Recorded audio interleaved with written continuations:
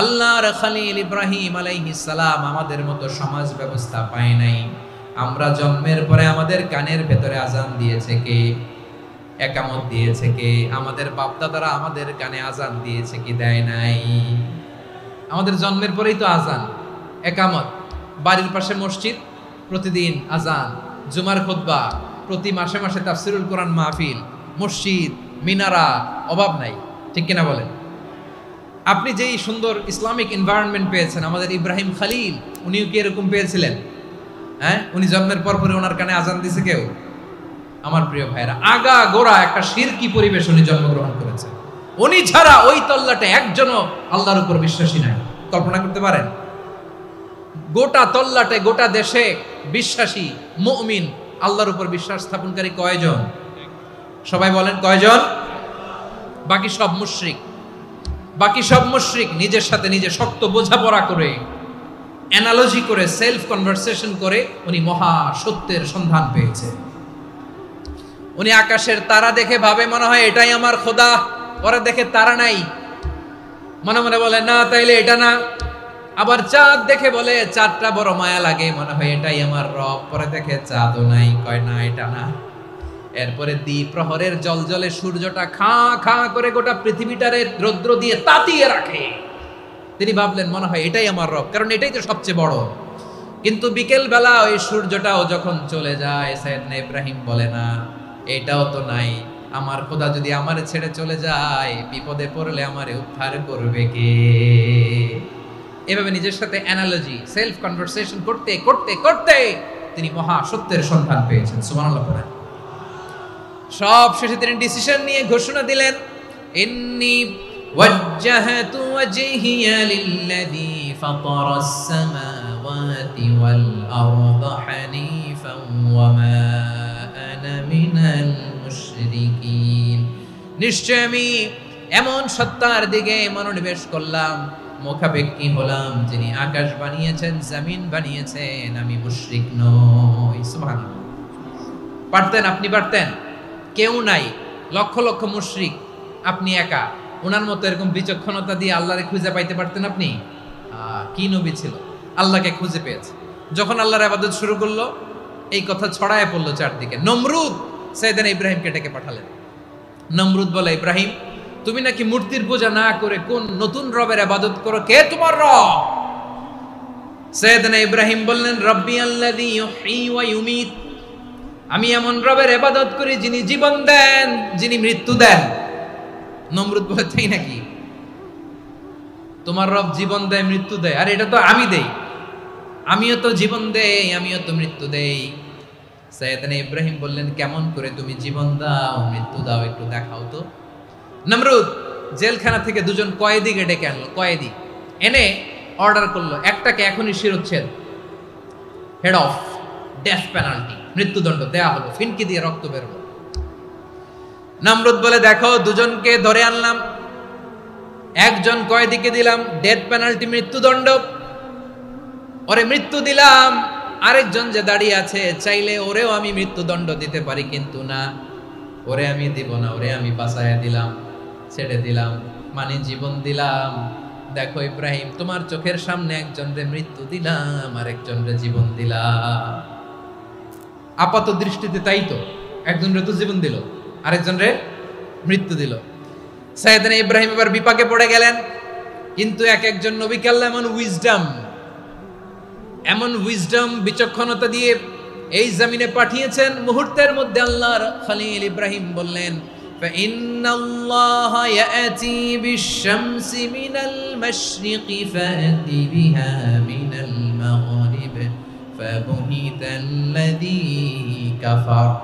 আল্লাহর খলিল ইব্রাহিম বললেন, নমরুদ বুঝলাম তুমি জীবন দাও, মৃত্যু দাও, দেখলাম, কিন্তু আমার রব, আমার আল্লাহ প্রতিদিন সকালবেলা উষা লগ্নে ওই পূর্ব দিগন্ত থেকে সূর্যটাকে উদিত করেন, সাঁঝের বেলা, বিকেল বেলা, কুথুরি লগ্নে, সন্ধ্যা বেলা ওই দ্বিপ্রহরের জল জলে সূর্যটাকে পশ্চিম দিগন্তে ডুবিয়ে দেন।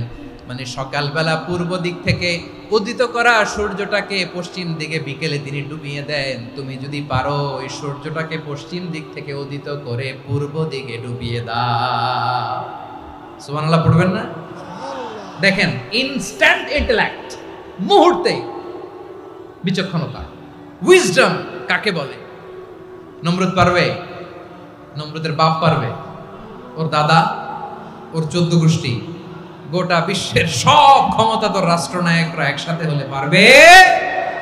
ফাবুহিতাল্লাযী কাফার, পারে নাই, ব্যর্থ হয়েছে। এবার তেলে বেগুনে জ্বলে উঠেছে, রেগে মেগে আগুন বলে ফালকুহু ফিল জাহিম। ওর সাথে তর্ক নাই, না পেরে এবার এটারে আগুনে ফেলা। বিশাল বিশাল গাছ কেটে লাকড়ি এনে আগুনের কুণ্ডলি বানানো হলো, দাও দাও দাও দাও করে আগুন জ্বলে। আল্লাহর খলিল ইব্রাহিমকে আগুনে নিক্ষেপ করা হবে। আল্লাহর খলিল সাইয়েদনা ইব্রাহিমের হাতের মধ্যে রশি দিয়ে টাইট করে বাঁধা হলো, পায়ের মধ্যেও টাইট করে রশি দিয়ে বাঁধা হলো। আল্লাহর খলিল ইব্রাহিমকে আগুনের কুণ্ডলির মধ্যে ফেলা হবে। ওমিয়া, আপনি যে বিপদের কারণে ভয় পান, হতাশ হন, এটা কোনো বিপদ ওনার বিপদের সামনে? পটুয়াখালী আওয়াজ করে বলুন, সাইয়েদনা খলিল ইব্রাহিমের বিপদের সামনে আমাদের বিপদগুলো কোনো বিপদ? এটা কোনো বিপদই না, এটা কোনো বিপদই না। হাত পা বেঁধে টাইট করে নিক্ষেপ করা হবে, সিম্পলি ফেলা যাবে না, কারণ দাও দাও করে দ্য ব্লেজিং ফায়ার, এমন আগুনের কুণ্ডলি, কাছে যাওয়া যায় না, আগুনের উত্তাপে নিক্ষেপ করা হবে। হাতে রশি বেঁধে, পায়ে রশি বেঁধে আল্লাহর খলিল ইব্রাহিম আলাইহিস সালামকে আগুনের মধ্যে নিক্ষেপ করা হবে। আহা, এটার বলে অগ্নি পরীক্ষা। উনি অগ্নি পরীক্ষার সম্মুখীন হয়েছিলেন। এজন্য কঠিন পরীক্ষাকে আমরা অগ্নি পরীক্ষার সাথে তুলনা করি, ঠিক কি না? সাইয়েদনা জিবরাইল এসে বললেন, ও আল্লাহর খলিল, ওরা তো আপনার হাতও বেঁধে ফেললো, পাও বেঁধে ফেললো, নড়াচড়ার সুযোগ নাই, বলেন আমি জিবরিল ফেরেশতা আপনার জন্য কি করতে পারি? আল্লাহর খলিল ইব্রাহিম বলেন, ও জিবরাইল, তোমার কাছে আমার কোনো চাওয়া পাওয়া নাই। সুবহানাল্লাহ বলেন। তোমার কাছে বলার কিছু নাই, তোমার সাহায্যের আমার দরকার নাই।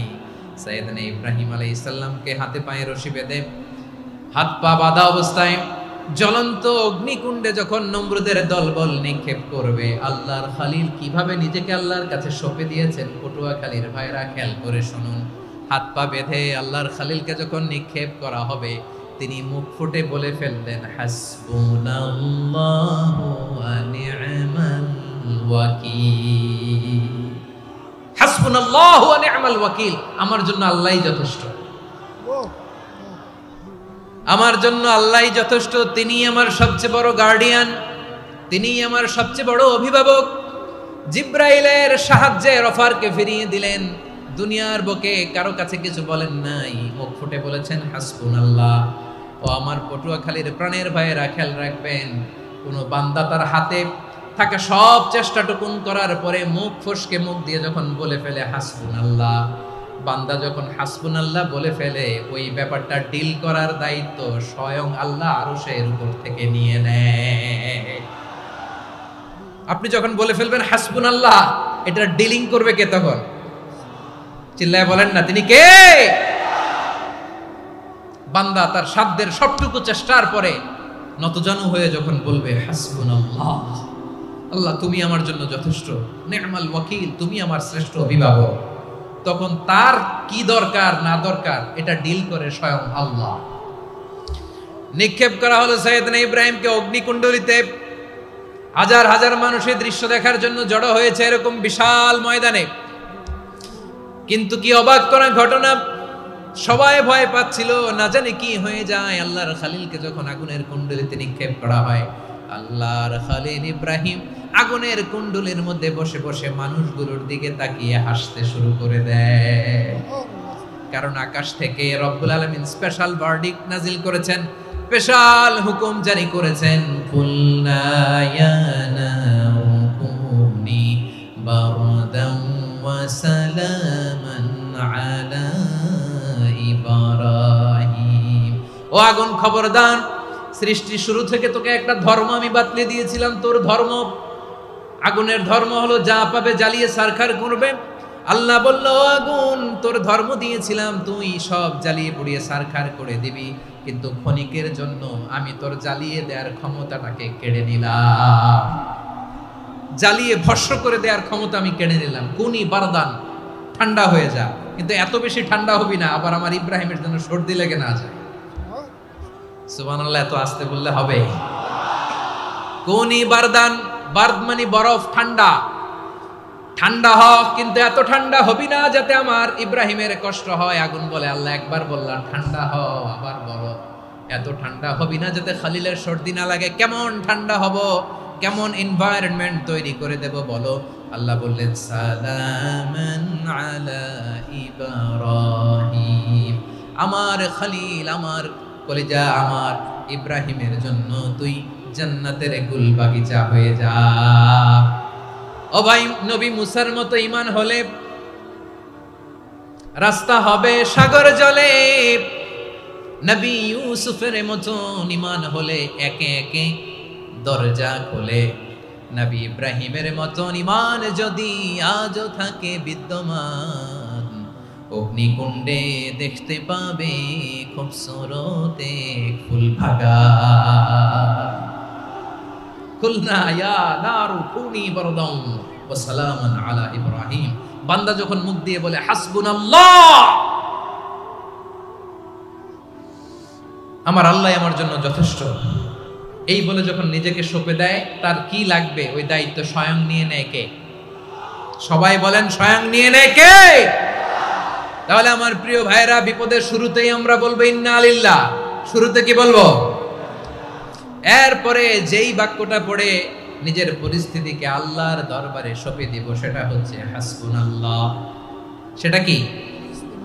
বিষ্ণু বলেন, লা ইয়াজালু লিসানুকা রাতাবান মিন যিকরিল্লাহ, সব সময় আল্লাহর স্মরণ দিয়ে, জিকির দিয়ে জিহ্বাটারে সিক্ত রাখো। আর শয়তানু জাসিমুন আলা কলবি ইবনে আদম, শয়তান বনি আদমের কলবে খামচি মেরে বসে থাকে। ফাইদা যাকারাল্লাহ খানাসা, মানুষ যখন আল্লাহর স্মরণ করে জিকির করে, শয়তান দৌড়ে পালায়। ওয়া ইদা গাফালা ওয়াসওয়াসা, যখনই বনি আদম গাফেল হয় তখনই শয়তান তার হৃদয়ে ওয়াসওয়াসা দেয়।